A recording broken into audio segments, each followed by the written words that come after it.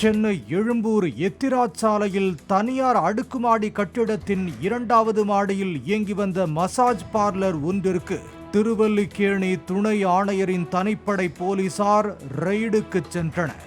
அந்த ஸ்பாவில் வேலை பார்த்து வந்த பெண்கள் திடீர் என மாயமான நிலையில் வரவேற்பாளராக இருந்த பெண்ணிடம் போலீசார் விசாரித்தனர்.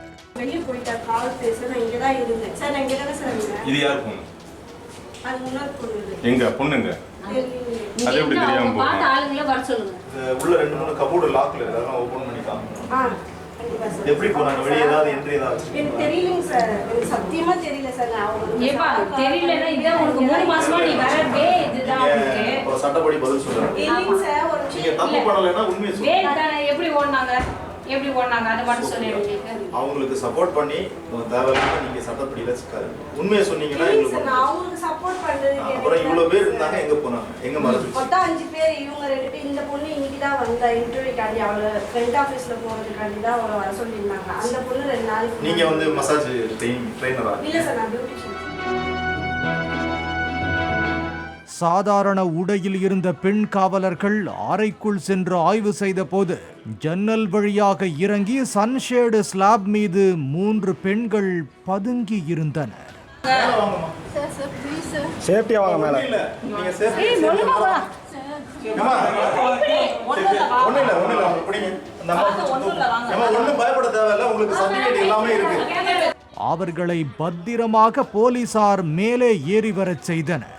அப்படி மேல பயப்பட வேண்டிய அவசியமே கிடையாது. இங்க பாரு ராஜி, உங்களை கை பிடிச்சு பயப்பட வேண்டிய அவசியமே கிடையாது. வா ஒழுங்கா சொல் பேச்சை கேட்டுட்டு வந்துடணும். ஒன்றும் பயப்படாதீங்க. ஏற்கனவே ஒரு பெண் கீழே விழுந்த நிலையில் கிடப்பதை கண்ட பெண் காவலர் ஓடிச் சென்று பார்த்தபோது அந்த பெண்ணுக்கு கை கால்கள் மற்றும் இடுப்பு பகுதிகளில் எலும்பு முறிவு ஏற்பட்டு படுகாயமடைந்த நிலையில் உயிருக்கு போராடினார். அவரை மீட்டு சிகிச்சைக்காக ராயப்பேட்டை அரசு மருத்துவமனைக்கு அனுப்பி வைத்தனர்.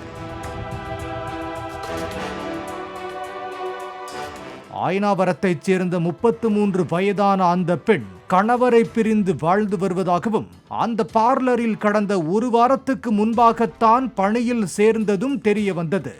போலீசாரின் விசாரணையால் அவமானம் தாங்காமல் அந்த பெண் மாடியில் இருந்து குதித்ததாக கூறப்படுகிறது.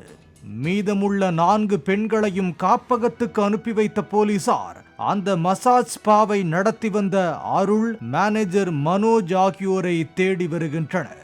போலீசாரின் விசாரணையால் அவமானம் தாங்காமல் பெண் தற்கொலைக்கு முயன்றதாக கூறப்பட்ட நிலையில் போலீசாரிடம் இருந்து தப்பிப்பதற்காக முன்கூட்டியே அந்த பெண் குதித்ததற்கு ஆதாரமாக இந்த வீடியோ காட்சிகளை போலீசார் வெளியிட்டுள்ளனர்.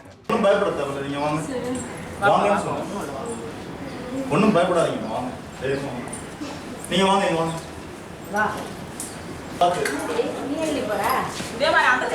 இல்லடி 5 ஆள் தான் ஆச்சு. பார்த்தது